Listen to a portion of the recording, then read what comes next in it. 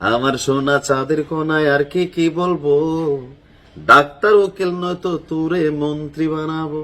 কেন মন্ত্রী বানাবো রে, তোরে মন্ত্রী বানাবো, তারপরে 7 পুরুষ বসেই খাবো।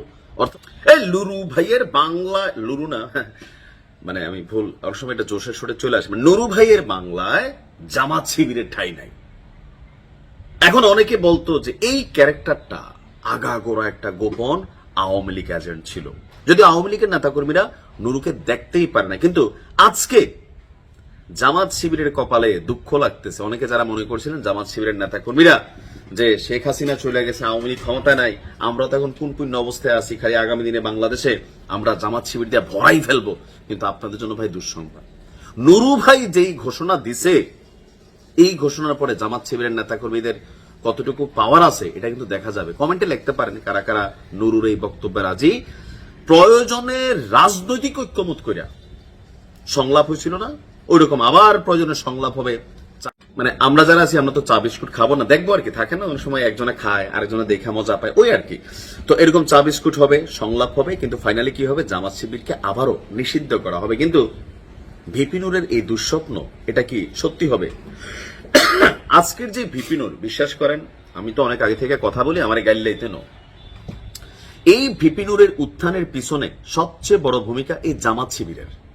আওয়ামী লীগের শাসনামলে এনটি আওয়ামী লীগ হিরো আলমও যদি দাঁড়াইছে, আপনি দেখেন আরাফাতের বিরুদ্ধে তার পাশ করার অবস্থান তৈরি হয়েছে। কেন? বিএনপি এবং জামাত শিবির তারা কিন্তু সর্বোচ্চ সাপোর্ট দিত। আর বিশেষ করে জামাত শিবির এক সময় ভিপি নুরকে আপনার সোশ্যাল মিডিয়া থেকে শুরু করে সব দিকে তারা কিন্তু সাপোর্ট দিছে। কেন?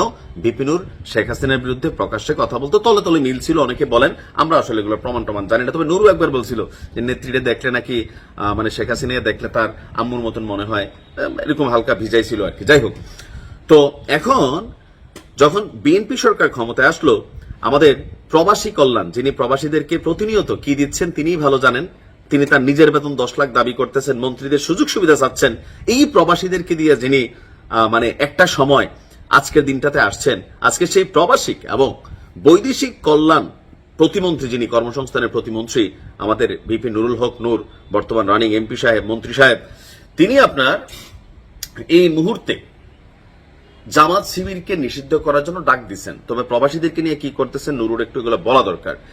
এখন কেন আসলে এই ঘটনাটা?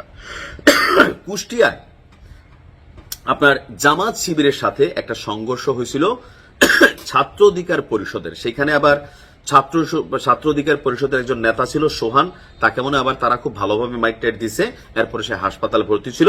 হাসপাতালে ওই সোহানকে দেখতে গিয়া আবেগে জোশের ঠেলায় নুরু মুখ দিয়ে যে কথা বের করছে, এই কথার পরে নুরুর অবস্থা কি হয় সোশ্যাল মিডিয়া প্ল্যাটফর্মে আমরা অবশ্য অনেকে চিন্তা করতেছি। তো এর মধ্যে সাংবাদিক ইলিয়াস সে আবার এক ভিডিও বের করে দিছে।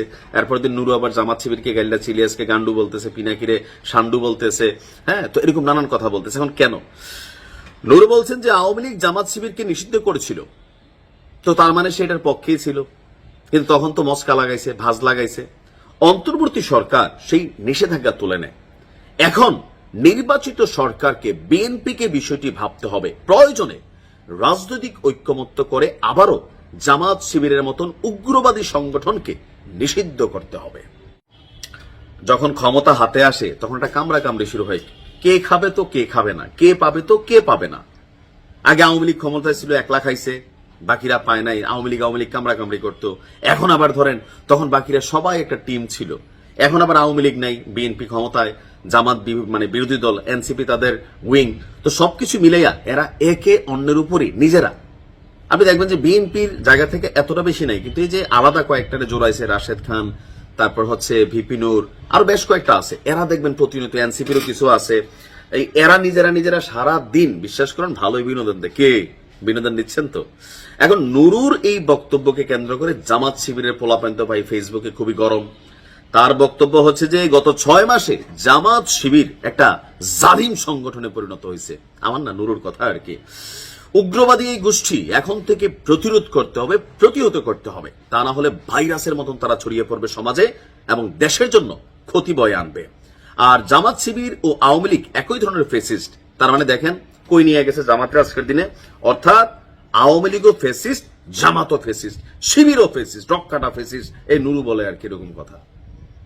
এখন নুরুর এই বক্তব্য, ও যে এখন ক্ষমতায় আছে, এখন তার কারোর দরকার নেই। এখন হচ্ছে সরকারি যত সুযোগ সুবিধা, ইলিয়াসের ভিডিওতে কত কিছু দেখলাম, সত্যি মিথ্যা আল্লাহ ভালো জানে, আমরা গরিব মানুষ, এত কথা বলার সুযোগ নাই। মন্ত্রী সাহেব